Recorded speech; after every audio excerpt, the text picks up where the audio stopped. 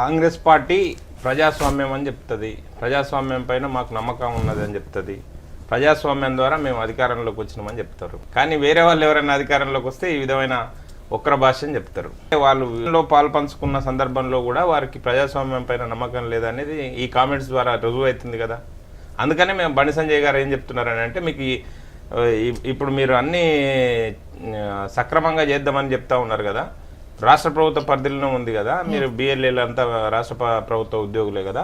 సవరిద్దాము, voter లిస్టును సవరిద్దాము. సవరించిన తర్వాత మళ్ళీ ఎన్నికలకు పోదాం, అందరం రాజీనామా చేద్దాము, అసెంబ్లీని డిజాల్వ్ చేయండి. మరి ఎట్లా గెలుస్తాము, ఎందుకు గెలుస్తాము అనేది చూపిస్తాము. మీకు నిజంగా నమ్మకం ఉంది కదా, దొంగ ఓట్లతోటి భారతీయ జనతా పార్టీ గెలిచింది, ఆ దొంగ ఓట్లతోటి బీఆర్ఎస్ గెలిచింది అనుకుందాము.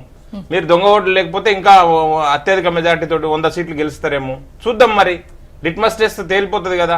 లేదు అంతకు కూడా సిద్ధం కాకపోతే మేము 8 మంది రాజీనామా చేస్తాం, సిద్ధంగా ఉన్నాము ఎమ్మెల్యేలము.